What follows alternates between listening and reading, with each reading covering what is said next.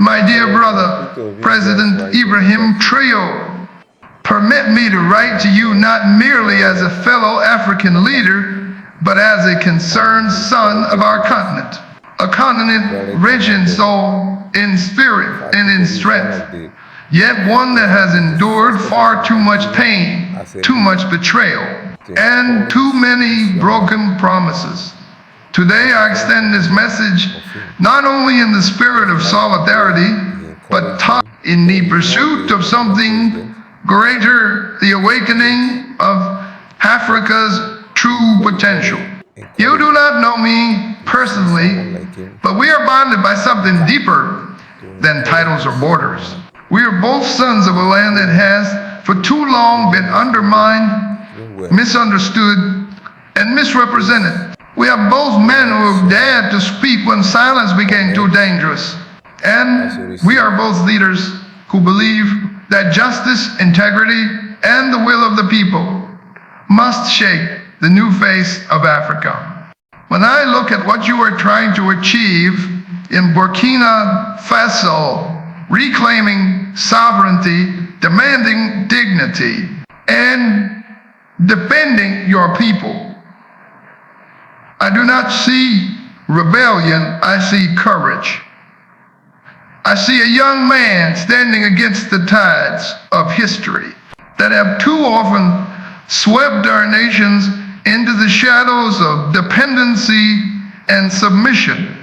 Africa is changing, and that change is long overdue. But change without unity becomes noise, and noise without vision becomes chaos. That is why I write to you, President Traoré, not to offer advice, but to offer brotherhood, not to dictate, but to affirm that your voice is not alone, that across this continent there are men and women who believe, like you do, that Africa must rise by its own hand. I come from Nigeria, a nation as complex and challenging as any on this continent. I have walked through the fire of elections, of resistance, of ridicule. I have been told to sit down, to be quiet, to wait for my turn. But I have learned, as you are learning, that waiting is the luxury of those who are comfortable with how things are. We do not have that luxury. You have dared to ask difficult questions. Who owns our land? Who controls our gold? Who decides the destiny of African children? And most importantly, why must African dignity be a negotiation? I have followed your speeches. I have seen the way young people across Africa respond to your boldness. They chant your name not because you promise them riches, but because you offer them hope, raw, unfiltered, and unapologetic. Let me be clear. That hope must not be allowed to die. You are not perfect. None of us are. But what sets you apart is that you are not pretending. You are not sitting behind velvet curtains pretending not to see the tears in your people's eyes. You are not measuring progress by the applause of foreign newspapers. You are measuring it by the safety of your villages, the strength of your farmers, the dignity of your mothers, and for that I commend you. There is a new spirit rising across Africa, a spirit of sovereignty, of dignity, of fearless leadership. That spirit cannot be sustained by one man or one country. It must be a coalition of conscience, a brotherhood of believers, believers in the African possibility. I do not write to flatter you, President Traoré. I write to encourage, to affirm, and to say to you, keep going. Your people are watching. Your continent is watching. And yes, the world is watching too. Let your choices be wise, your heart be firm, and your hands be clean. For leadership in Africa has rarely been about titles. It has always been about legacy. And that is what I pray while building not just the government, but a legacy of truth, of courage, and of justice. As I reflect on the nature of leadership in Africa, I find myself constantly returning to a single truth. We are not free until we are all free. Our struggles may wear different names. In Burkina Faso, it is the weight of imposed control. In Nigeria, it is the weight of corruption and broken trust. Yet both are symptoms of the same disease. A system that has for decades denied Africans the right to determine their own future. You and I, though we stand in different rooms, face the same storm. I have seen what happens when the soul of a nation is sold to the highest bidder, when contracts are signed not for, but for dependency. I have watched powerful institutions, some within and some beyond our shores, treat Africa not as a partner, but as a pawn. This is not speculation. It is our lived reality. And you have called it out boldly in a world that prefers leaders who whisper. But we must not whisper. We must speak loudly, firmly, truthfully. Your insistence on reclaiming control over Burkina Faso's resources, gold, land, and dignity is not just a local struggle. It is symbolic. It sends a message that Africa is awakening. It is a reminder that every natural resource is not merely a commodity, but a covenant, a sacred trust between the earth and its people. I want you to know, President Traoré, that many Africans hear you. Some may not speak, yet fear still holds them hostage. But your defiance, grounded in principle, is breaking the chains of silence. You have made it possible again for a leader to stand before his people and say, we will not bow, we will not beg, we will build deep. This is the kind of leadership Africa has lacked for too long. Leadership that is not about pride, but about purpose. Leadership that does not trade sovereignty for sponsorship. Leadership that answers not to foreign interests, but to the heartbeat of its own people. We both know it is not easy. The path you walk is filled with threats, traps, and temptations. The pressure to compromise is constant. The voices telling you to slow down or be realistic are many. But let me remind you of something. Every generation has its appointed one. A person who refuses to bow so others may rise. Your burden is heavy. Yes, but it is not in vain. There are youth in Nigeria who speak your name with reverence. Not because they know your every policy, but because they recognize in you something we all been longing for, authenticity. That is your greatest strength, and it must never be diluted. The world will try to reshape you, to rebrand your story, to label you as a rebel, an extremist, a radical. But remember, this history rarely remembers the obedient. It remembers the bold. And bold you have been. Africa is not a weak continent. It is a wounded one. But wounds can heal if dressed with truth, with justice, and with leadership that serves not roles. I urge you, my brother, to hold fast to the values that called you to serve justice for the common man, equity for the forgotten, and dignity for the African soul. Those values are the true currency of power. Not military strength, not foreign aid, but moral authority, the power that comes when a leader is aligned with the will of his people. Do not fear criticism. Let it shape you, not shake you. For as long as your hands remain clean and your motives remain pure, your legacy will outlive every slander, every rumor, every attempt to discredit your mission. Leadership is not about building palaces. It is about building people. And I believe you are doing just that. So from Nigeria to Burkina Faso, from one African brother to another, I say, stay the course. The winds will rage, but the ground is shifted. Africa is watching. Africa is learning, and Africa is rising. I speak to you today not only as a fellow public servant, but as someone who knows the loneliness that comes, can come with choosing the hard path, the just path. There is a weight that comes with leadership. It is not the weight of titles or the ceremonies. It is the weight of conscience. It is the burden of knowing that every decision you make can either lift a village or tumble, crush a generation.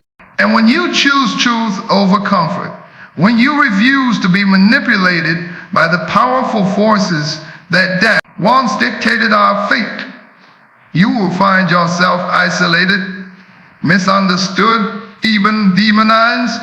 But that is the price of transformation. You have taken bold steps, refusing to mortgage your nation's sovereignty for temporary applause. You have decided to walk the rough road of self-reliance instead of the smooth path of dependency. And while others whisper that you are too young, too radical, too unyielding, I stand here today to tell you, you are exactly what this continent needs. You have rekindled the fire Pan-Africanism, not the theoretical kind taught in textbooks, but the living, breathing kind that calls for sweat, discipline, and relentless courage.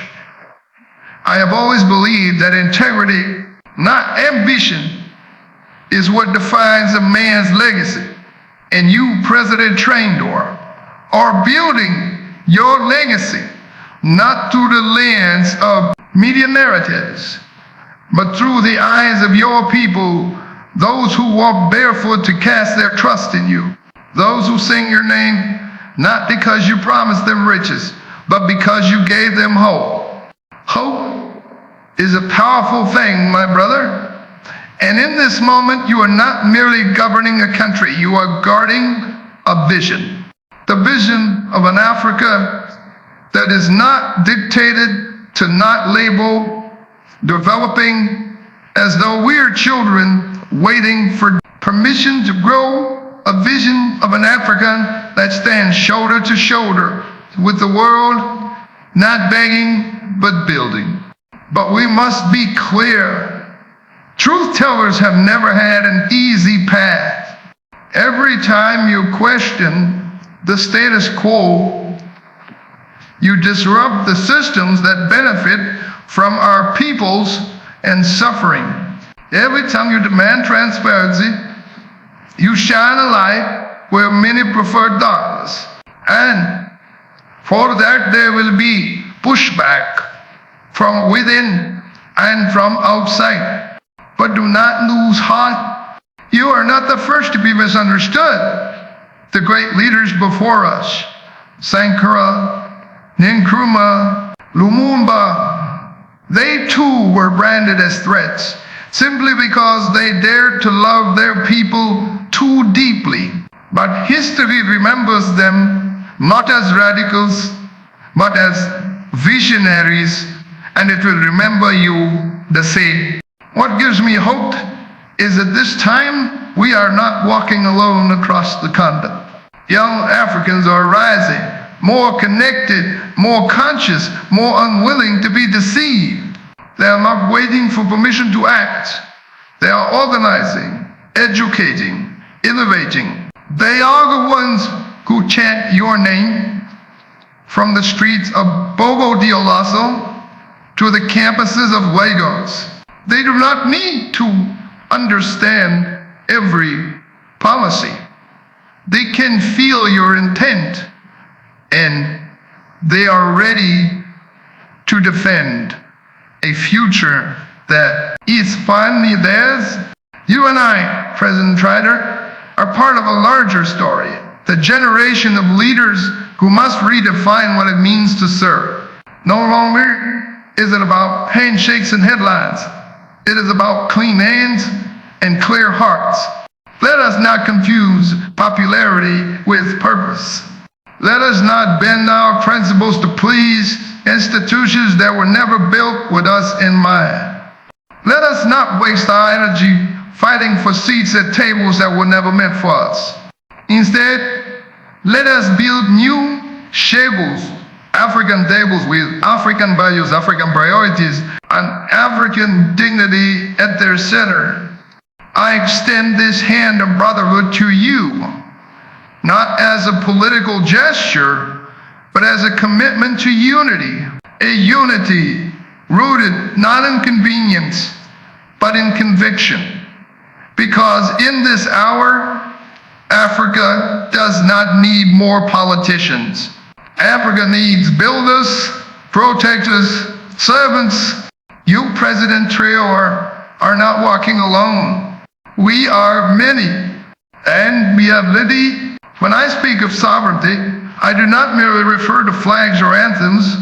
I speak of something far deeper, the right of a people to choose their path, to own their resources, to define their future without manipulation or interference.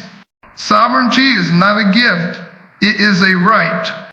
And yet, for far too long, Africa has been treated as though our sovereignty is conditional, subject to approval, restricted by dependency, and diluted by the weight of external interests. But you, my brother, have chosen to reawaken this sacred right, to remind the world that Burkina Faso, like every other African nation, is not a pawn, but a proud and powerful participant in its own story. Your stance has reignited an energy many thought lost. When you reclaim the dignity of your land, your resources, and your military, you send a message that rippled far beyond your borders. Africa is not for sale. Not its minerals, not its mines, not its dreams. I commend that spirit. It is the spirit our forefathers envisioned when they fought for touch or independence, not just from colonial rulers, but from the very mindset that told us we were not enough on our own.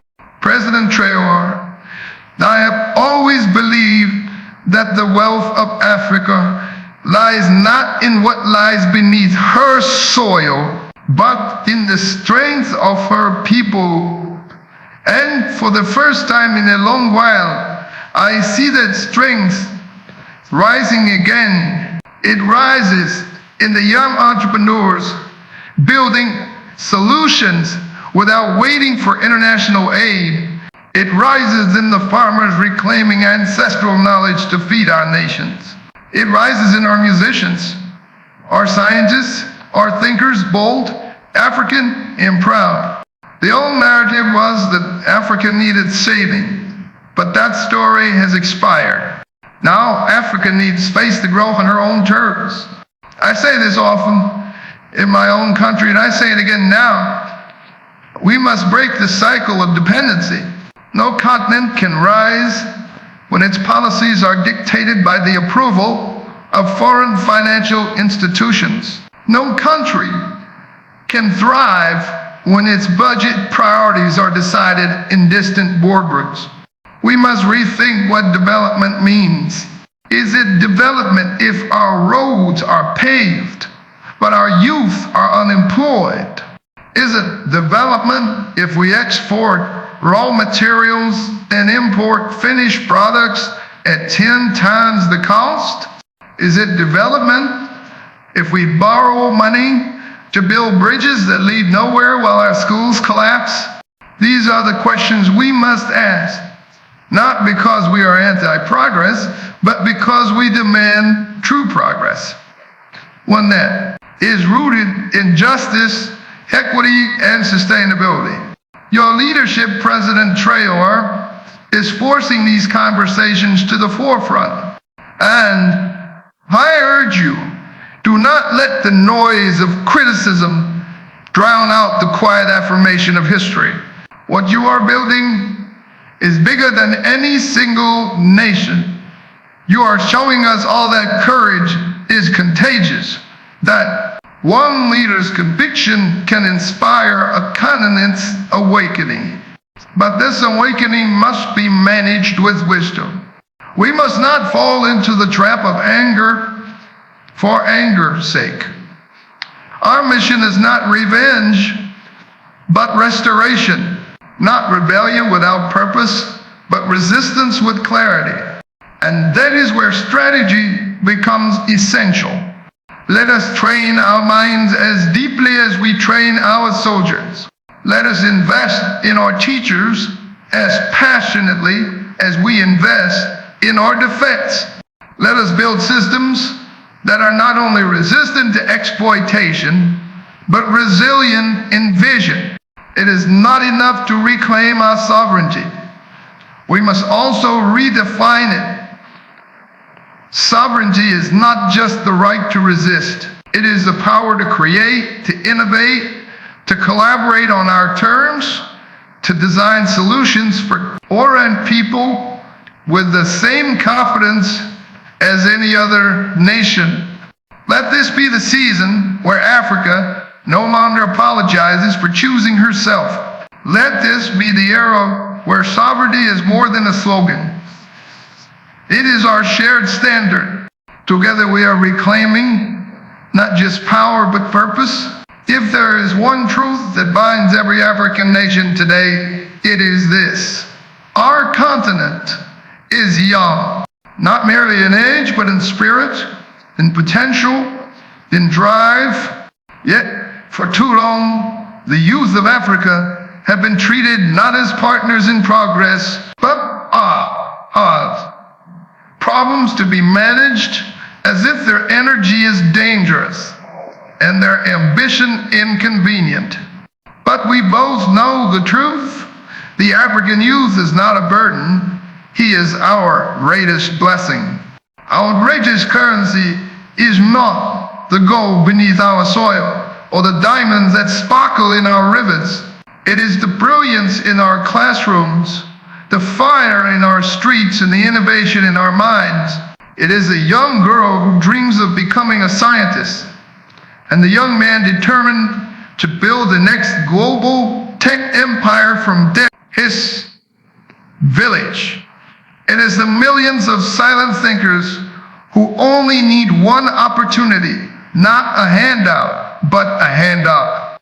President Traore, when I look at what you are doing, I see a leader who has not only listened to the youth, you have given them a seat at the table. You have said clearly and without apology, Africa belongs to those who believe in her enough to fight for her. And the youth, long silenced and underestimated, are now standing with you, not because of empty slogans, but because you reflect their hope. That hope is powerful, but it must be protected, because hope without structure becomes frustration. Passion without opportunity becomes protest. And energy without vision can be manipulated, even weaponized. That is why I urge every African leader watching this moment in history to understand what you are modeling. President Traore, you are not afraid of the youth. You are investing in them, empowering them, entrusting them. And it is time we do the same across our continent. We must invest not just in military equipment, but in classrooms, We must create not just roads, but platforms for creativity. We must prioritize not just GDP numbers, but the number of young people with access to opportunity. Because no nation can rise when half its population is told to wait their turn indefinitely. And to the youth, I say this: leadership is not a gift reserved for the elite. It is a responsibility for the prepared. Your anger is valid, but channel it. Your frustration is real, but sharpen it. Do not let pain turn to bitterness. Let it turn into purpose. President Traoré, you are showing the youth that resistance can be righteous and leadership can be honorable. You are showing that power does not have to corrupt it, can protect, it can build. Let us build with the youth, not without them. Let us fund their dreams as aggressively as we once borrowed for imports. Let us see their questions as signs of critical thinking, not rebellion. Let us replace dismissiveness with dialogue, and most of all, let us make decisions with them, not just for them, because the future of Africa will not be shaped by those who are comfortable with the status quo. It will be shaped by those courageous enough to disrupt it for good. And right now, that courage is rising in our young people. Let us rise with them. Let us teach them the lessons we have learned, but also trust them to write the next chapters we could never imagine. President Traoré, your example is awakening a generation. May they never return to slumber. Let us move from managing the youth to mobilizing them. Let us go from ignoring them to investing in them. Let this be the moment where Africa stops outsourcing its future and starts owning it. Together, we can ignite a fire the generations will thank us for. There is a question that haunts many African thinkers, business leaders, and even everyday citizens. Why does a continent so rich in resources remain so poor in outcomes? It is a question that cuts across borders and ideologies, and it leads us to a painful but necessary truth. Africa's economic reality has for too long been one of dependency. We depend on others to fund our budgets. We depend on imports to feed our people. We depend on the decisions of external powers to dictate the direction of our currencies, our policies, and our industries. This dependency is not by accident. It was engineered through decades of structural manipulation, conditional loans, trade imbalance, and policies that discourage local production in favor of foreign consumption. But President Traoré, something is changing. Under your leadership, we are witnessing a conscious rejection of this status quo. You have shown us that self-sufficiency is not just a dream. It is a decision, and that decision begins by asking the hard questions. Why must we borrow what we already own in abundance? Why must our farmers struggle when our lands are so fertile? Why are our people unemployed while foreign companies extract billions from our soil? These are not anti-global questions. These are pro-Africa questions. We must understand sovereignty is not just political. It is economic, and economic sovereignty begins when prioritize value-added production over raw exports. Encourage local entrepreneurship over foreign dependence. Protect our industries without isolating our neighbors. Invest in intra-African trade rather than eternal export chains. Africa is not poor, we are poorly managed. Our economies have been tied to commodity prices, external currencies, and loan agreements. We had no role in